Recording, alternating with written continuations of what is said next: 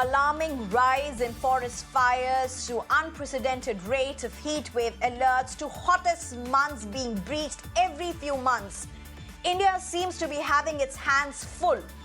If you're not convinced, stay with us for the next few minutes. Look at these forest fires in Uttarakhand. Nainital bearing the brunt along with Almora, Chamoli, over 100 acres of forest fires, forest cover that has been destroyed since the 29th April forest fire spell. You may say, what's new? This happens every year. Well, look at this data from the state. According to the data from the state's forest department, different parts of Uttarakhand saw 804 forest fire incidents in March 2023. It rose to 1,046 in the following month of April of 2023. This year, the number has multiplied to an alarming rate, a rise of almost 10 times from 585 forest fires in March to 5,710 in April, according to the print. Lack of ample rainfall, high temperatures, longer dry spells, reducing forest cover, all aggravating the forest fires. Remember, the drier spells have become longer. Uttarakhand itself has had a 99% shortfall in rainfall this season alone, when you compare it to the last year. To which, remember, it's not even the peak of summers. Heat wave alerts have been out already for at least a month for different parts of India, as temperatures even near or cross 40 degrees in places, even in the national capital. A warning for a prolonged heat wave spell. Even south and east of India witnessed the second hottest April in over 50 years, breaking heat records in Bengaluru, Kolkata and Mumbai. In Jammu and Kashmir, we are having snowfall in some parts. It snowed in Sonmarg this week, and it's just the beginning of May for that matter. Not meant to be snowing. And remember, in January, when it should have been the peak of winters and snow, it was hotter than Delhi in that area. Look at these wonderful flowers.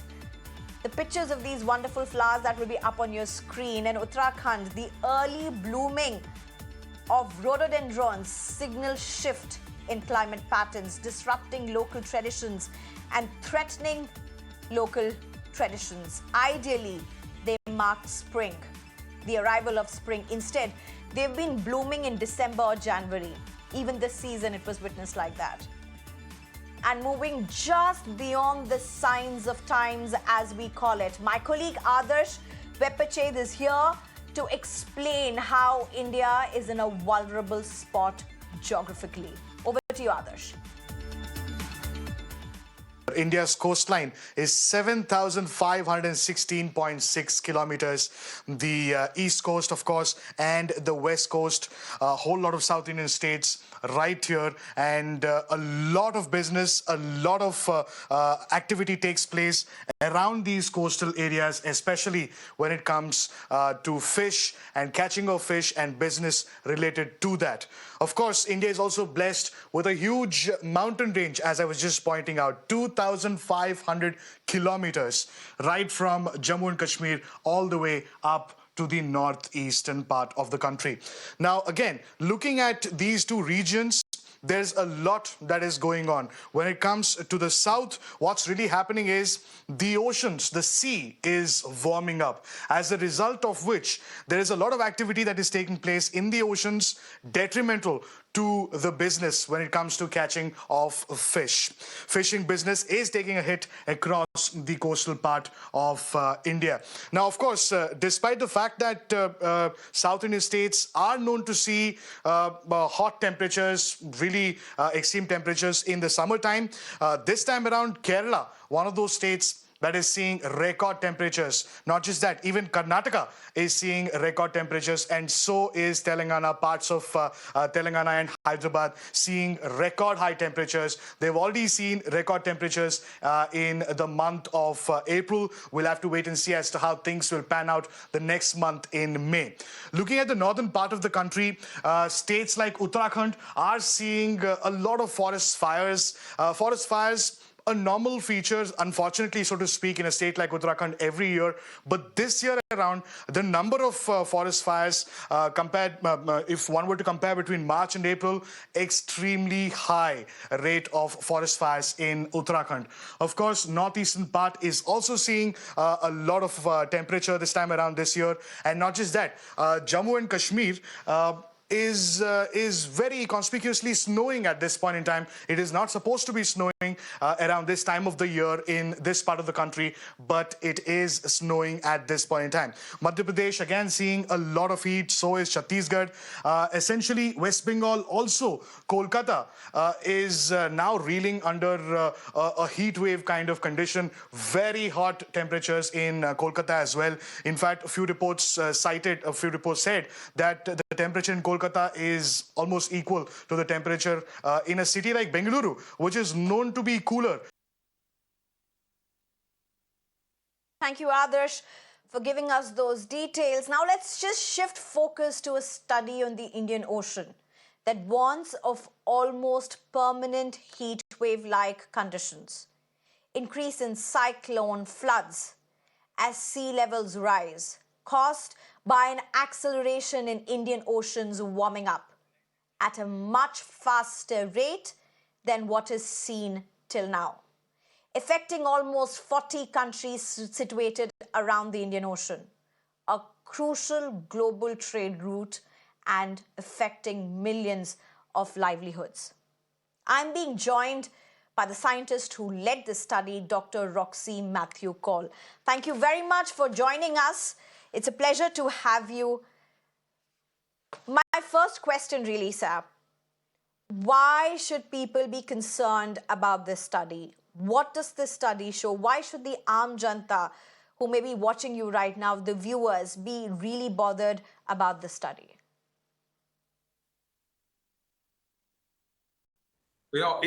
India is in a particular location geographically. So on all three sides, it's surrounded by the warm waters of the Indian Ocean. And on the north, we have the Himalayas. So until recently, we thought it's our forte, it's our stronghold from enemies and so on. But these are the elements which are changing rapidly under global warming. The Indian Ocean is warming at a rapid pace, churning out extreme weather events, a flurry of extreme weather events, be it floods, droughts, cyclones, heat waves in the ocean, which we call marine heat waves, which affect fisheries and so on. And then you have the sea level rise, because as the water is warm, the water expands and sea level also rises. So all these factors, and we are on the East Coast and West Coast, this is happening at a rapid pace. And then on the north, we see the Himalayas are melting, the glaciers are melting, So we are surrounded by a situation in tropical waters where the climate is changing. And on a daily basis, India is faced by extreme weather events. This was shown in a recent report. And to a large extent, it has links with the warming in the Indian Ocean. And that's what we studied on, how much it's warming and what are the impacts. So what is your finding? What's the change in the warming pace or rate for the Indian Ocean? What are we looking at? What are your findings?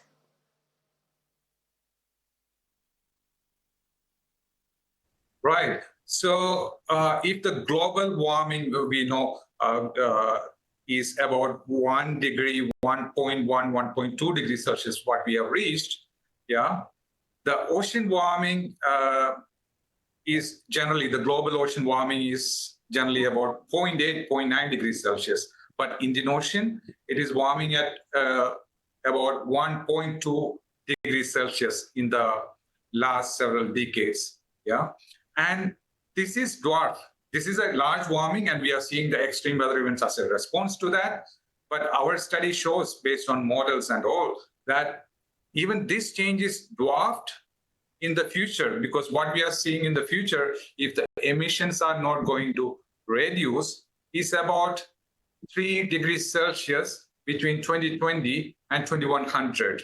Yeah, that is if the emissions do not reduce. We are going at the current pace of human carbon emissions, and that has got huge impacts. Right. Right.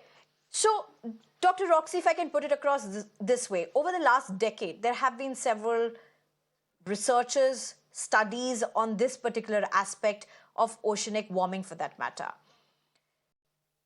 Now, while that is happening on one hand, there are, of course, unprecedented events that have been happening, but there's also the ordinary people around us. And I'm asking you this again to try and drive this point really, that why should people pay attention to this? They are going about doing just the regular chores of going and earning their income, saving up for their family, going to work in the morning, coming back extremely tired to their families. How is their life going to be affected? If you could just drive that point in, try and explain to them how this really works out. You know, if you look at south of India, it's had the hottest April. You've had situations where you've had snow at times when you should not be having snow. But how does it really affect them? Why should they really bother about this? Well, if you take the heat wave itself, or the heat that is going on through India, particularly the coastal states and across the Indo-Pacific, actually, you see Thailand, in Bangkok, they are, sweltering, and similarly in other East Asian countries as well. And India, south of India, it's going through a very hot season. And this is due to a combination of effects due to how we maintain our land, how the development over the land use changes, land cover changes, the vegetation, all that, and what we have called the urban heat island. So we see that places like Bangalore in the south or Delhi in the north, the temperature difference between those urbanized areas and the rural areas during night can be 15 to 20 degrees Celsius, because the urbanized concrete traps this heat, and doesn't let it go back during the night. So these kind of impacts are affecting daily life almost each and every human, whether it is a farmer outside trying to work on their crops, like what we saw last year in Uttar Pradesh and Bihar. We saw people dying, and we saw in Maharashtra last year April, people dying. It was not a classic heat wave, but there were people outside in the ceremony, large gathering of 4 lakh people, and around 14, 15 people died, mostly women. And these are all normal people going about their daily jobs. So definitely they have to worry. And one way to work around this is to have an understanding, have an awareness of forecast, because heat wave forecasts are quite good, that come from the Met Department these days, and it comes well in advance. And now we have the ability to identify those hotspot states and hotspot districts. So we can take precautions when we are faced with these kind of challenges. Obviously, challenges have come up. The frequency, intensity, duration, and the area covered by these heat waves have expanded, and this is going uphill. At the same time, we can work around it in terms of taking precautions. So, Dr. Roxy, if we look at the impact of whatever has been happening, there's also this whole thing about how climate change or extreme climate phenomenons have actually even impacted livelihoods. That being one part of it, are you then saying your study, which also speaks about the rise in sea level, does it also now mean the recent unprecedented events that have been reported, say the unprecedented flooding in Kerala, the unprecedented rainfall and flooding in parts of Tamil Nadu, including Chennai, the unprecedented rainfall in parts of North India. Is the unprecedented soon going to be history with another unprecedented following soon? Is that what the pattern now is going to be? Yeah, so this is a question that I get from even policymakers. Some politicians from Kerala also even ask me, is this going to stay like this in the future as well? I say that it's not going to stay like this, it's going to intensify further. Yeah, so we see, I have looked at daily data of rainfall from 1900s to 2020. That's more than 120 years of data. And we see from around 1950s, the extreme rainfall events are going up steadily. Yeah. And what our climate models show is that this is going to increase further. So what you are seeing unprecedented now will be something in the past or something smaller in the future. We will see bigger or much more extreme rains in the future, and we have to be prepared for that.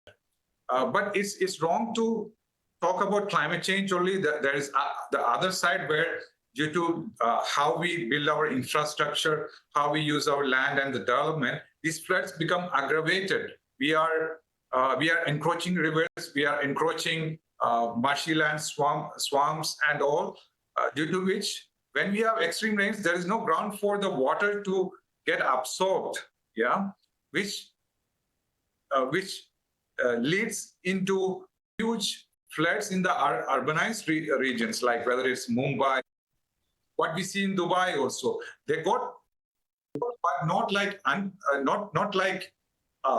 the rains that Mumbai floods got and all. Yeah, it's like 150 millimeter rainfall. But it's one of the reasons why these floods become unmanageable is because of the way we have built our cities.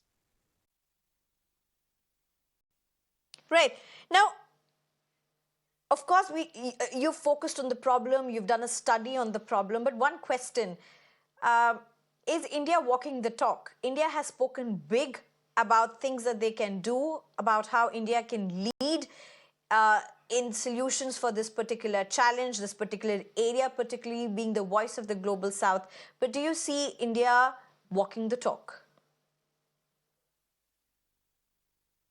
At personal level, we are affected. People are talking, media is talking. But when it comes to policies, or when it comes to even take these elections, it's not a point of discussion in these elections. By having the elections during the heat waves, yeah. But I see that at very local levels, at panchayat levels, when panchayat elections come, they are worried, because at that local level, that's one of the biggest problems. So they discuss about it. But at a national level or a state level, I don't see this being discussed, and that's a huge problem. We do have a Ministry for Environment, Climate Change, and Earth Sciences as well, which compared to other countries is, much better. We do have a national climate change plan, state climate change plan, and all for some states, heat action plans. But still, I feel we talk more than what we act upon. Yeah. So we have made a lot of commitments in terms of reducing emissions or working on climate change. But I think one focus we need to have is adaptation policies which are tailored to local impacts. Because any place you take, whether you are in Mumbai or Delhi or Bangalore or Chennai or a rural area, the impacts are totally different. Though climate change is global, the impacts manifested are very local, and the solutions are also local, yeah, at least in terms of adaptation. And we need to work on that. We need to have a policy at local level, at panchayat, or at least district level. Right. Dr. Roxy, thank you so much for joining us and for bringing all these deep insights. I'm also being joined right now by a panelist, Vimlendu Jha, who's an environmentalist, as well as Anand Sharma, who's the president of the Indian Meteorological Society and the former additional director general for the Indian Meteorological Department. Thank you very much, both of you, for joining us. I apologize for keeping both of you, for both of you having to wait so much. I'm really sorry about that. Vimlendu Jha, if I can come to you first. Vimlendu, what do you make out of what we are witnessing? Forget about what we have been witnessing over the past 2, 3, 4, 5 years. Look at what we have been witnessing over just the last 10 days. See, Sneha, I think what we are witnessing for last 10 days, we can't really ignore what we've been witnessing for last 5 years, because it's actually a trend. And the trend is what has brought us here. Right now, the kind of events that we've actually seen in the last 1 year, the last 3 years, is what exactly has brought us to this point in terms of heat wave, in terms of the snowfall that we actually see in the northern Himalayas, in parts of Himalayas, or for that matter, the extreme heat wave that we see in central India, not so much as yet in North India, but in South India as well. So we need to understand that rather than looking at this as a mere inconvenience, because that's what we end up doing every time we talk about climate change or weather events, we look at an inconvenience caused to human life or our country's economy in many, many ways, rather than looking at this as a trend, as a phenomena which has been growing, and it needs to have a better preparation. By the way, each time we talk about an untimely rain or an untimely storm or an untimely heat wave, the impact that this has is also on our water systems, on our agricultural system, on overall human health and human well-being. So we need to understand that climate change is it's not just about, oh well, it stops you, it makes you a little sweaty, or it makes you a little chilly on an abnormal day in that sense. It has a huge impact. It has a long-term impact on idea and concept of public health, on public ecology, on our natural resources, and in long term, it really makes, like imagine India right now, the report that came a couple of days ago in terms of, almost 79 huge weather events that actually happened in India in 2023 alone. We've seen a couple of months ago on your channel, in 1 month in June, we were discussing a drought-like situation in Shimla, and then suddenly we were discussing a flood-like situation in Shimla within a period of perhaps 30 to 60 days. And that's what the problem is. And when we know, and when there is science behind the occurrence of such events, we need to really have the scientific temperament and a better governance and a better warning system to really be prepared for something like this. Because it's not something as if we've been caught by surprise that there's a heat wave. If there's a heat wave, we've been told about it by several scientific studies that the situation is only going to get worse, and that's where we are in 2024, and the situation is only going to get worse in the next 30 days. Vimlendu, could you help us understand how is this going to affect employment and livelihoods? Because that somehow is also a very important aspect that ordinary citizens who are very busy with their life would relate to the most. Fortunately or unfortunately, this is one aspect that many people ask, so what if this is happening? We got to do what we got to do. I mean, look at this, Vimlendu. There are parts of India where you don't get the kind of catch anymore when it comes to fishing the way it used to be, say, a decade ago. The kind of fish that you would get in a season is not the kind of fish that you would get otherwise. If you look at the times right now, so there is a direct effect on livelihoods as well. And it's not just fishermen who are living in the coastal areas. Do you want to spend a little time on this? Sure, Sneha. So what happens is a lot of time our focus is on events, on extreme weather events. That's what it's categorized as. Like, there'll be a cloud burst and that will actually catch the news, or that there will be a flood, or there'll be an extreme drought.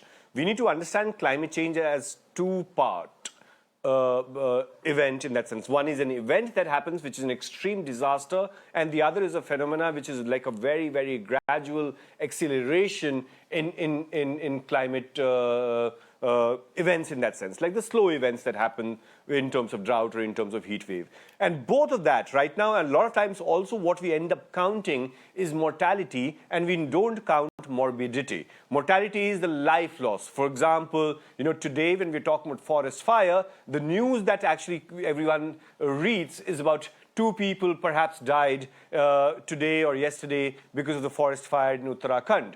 Now, if we talk about mortality of 2, but morbidity of thousands and thousands of people, their own capacity of performance or their health or their life expectancy is another thing. Now, the other fact that we're talking about, that India being an Asia in general and India in particular is extremely vulnerable. If you look at all the IPCC reports that have actually come, is extremely vulnerable to extreme climate change and the impact that it actually has on livelihood, because we need to understand that 50% of India's economy and therefore India's population depends on agriculture. And what is agriculture primarily? Agriculture is primarily about dependence on monsoon. We're looking at water sources. When a glacier melts a little more or a little less, that means your river systems get actually affected. When you have an untimely rain or more than average rainfall or less than average rainfall, that means that your produce, and therefore what we're talking about, when your produce gets affected,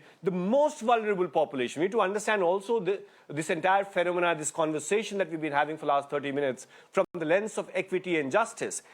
People like you and I can work from home when there's a sudden storm or a sudden hailstorm or a sudden perhaps drought that's happening in Dubai. But a farmer who's actually waited for 4 months to harvest their wheat or their mustard or for that matter, their chawal or anything that they've been cultivating, that completely goes when there's an out of time, out of order hailstorm or a drought in that sense. So it affects, climate change affects the poor the most. Of course, the fisheries that you mentioned, agriculture, factories, the produce, people who depend on water, a lot of it. And as I said, mortality and morbidity alone. Everyone gets affected by climate change, but the poor get affected the most. Right. Vimlendu, thank you very much for joining us, for taking your time and giving us some very important perspectives. I just hope we'll be able to have more conversations around this. Again, sorry for keeping you wait for a while in the beginning. Thank you, Vimlendu, for joining us. And to our viewers, we hope that this has made sense to you. We hope that you would understand the importance of it all. Thank you so much for